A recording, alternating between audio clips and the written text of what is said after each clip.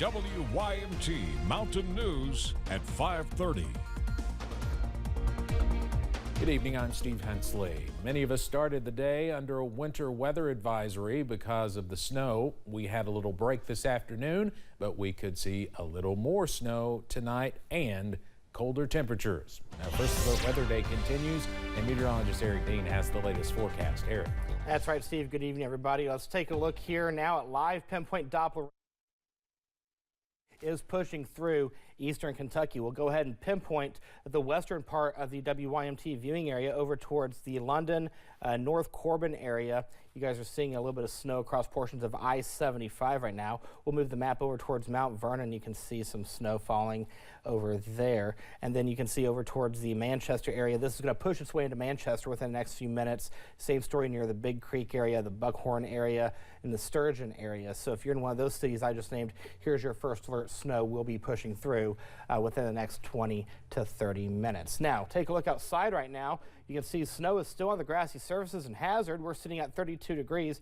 Pikeville's at 29 with mostly cloudy skies. Cloudy skies in London right now with that temperature of 37 degrees. You can see off in the distance on the London Corbin Airport cam that snow falling in the background. We are substantially cooler now as compared to 24 hours ago. 35 degrees cooler than this time yesterday in Pikeville, 27 degrees cooler in Hazard, 33 degrees cooler in Harlan, 20 degrees cooler in London. So for tonight, we'll go into the mid-20s. We'll see the clouds dissipate throughout the overnight hours, which will pave the way for plenty of sunshine for the day on Thursday. But there's a caveat to that sunny sky tomorrow, and we'll talk about that in the first alert forecast in a few minutes. Steve.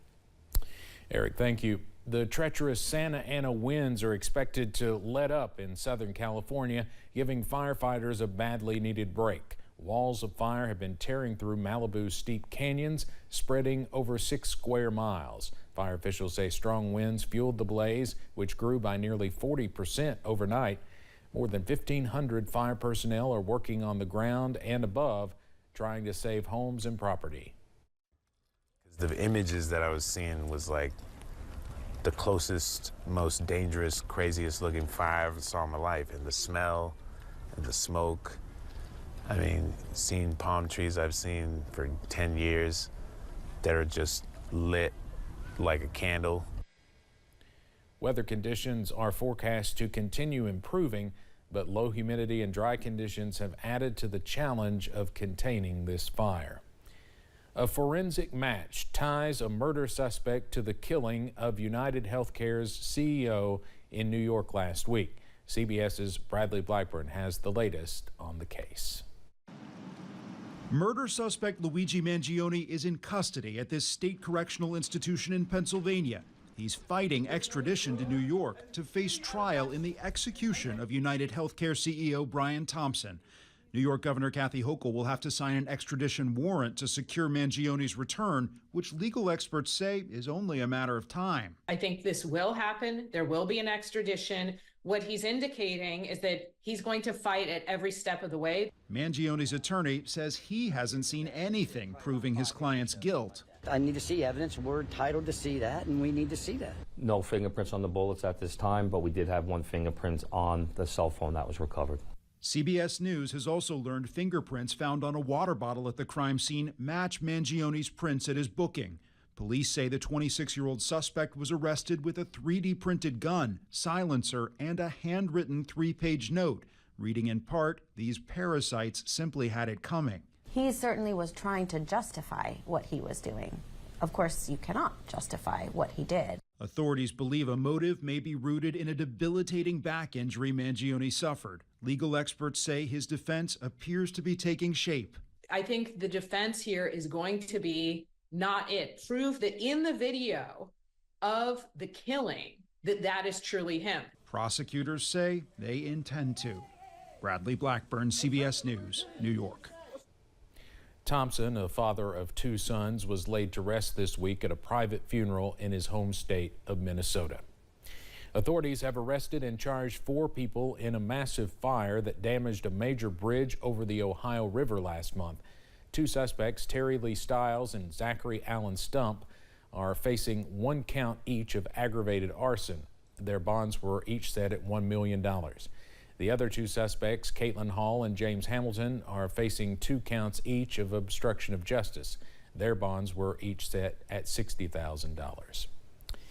The FBI director announced to the Bureau today he would be leaving. Christopher Wray had been appointed to a 10-year term in 2017, but he is leaving the post with 3 years to go before President-elect Trump fired him. CBS's Tarian Small has more from Capitol Hill.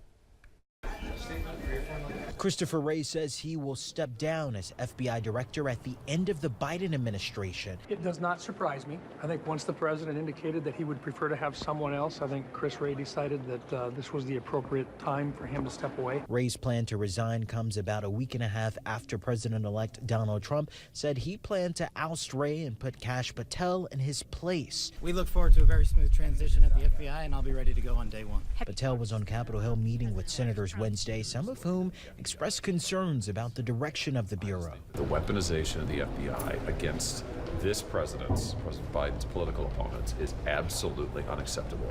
Trump's pick to head the Pentagon, Pete Hegseth, was also back on Capitol Hill on Wednesday and appears to be gaining momentum, even amidst allegations of misconduct, which he has denied. I pressed him on both his position on military issues as well as the allegations against him. Maine Senator Susan Collins said during her meeting with Hegseth, she asked about his comment last month that women should not be in combat roles, but did not go into details. Certainly not going to assume anything about where the senator stands. This is a process that we respect and appreciate, and we hope through time, overall, when we get through that committee and to the floor, that we can earn her support. Collins says she will wait until the FBI completes its background investigation before deciding whether to support Hegseth. Torian Small, CBS News, Capitol Hill. President-elect Donald Trump had looked at other names to replace Hegseth at the Pentagon in case his nomination falls through, but he is sticking with his pick for now. A new poll reveals a majority of Americans are optimistic about President-elect Donald Trump's second term. 54% say they expect Trump will do a good job when he returns to the White House. That's according to a CNN poll conducted by SSRS. 55% of folks add they approve of how his transition period is going so far, while more than 2 in 3 Americans believe Trump will bring change. Just below half of those polled say the change will be for the better. A new poll finds the public trusts Dr. Anthony Fauci more than President-elect Donald Trump and his incoming health team as a source of health information. The Axios Ipsos American Health Index finds 32% of Americans trust Trump on health topics. For his nominee for Health and Human Services Secretary, Robert F. Kennedy, the trust level is 30%. For Trump's pick to lead a new Department of Government Efficiency, Tesla CEO Elon Musk, it's just 25%.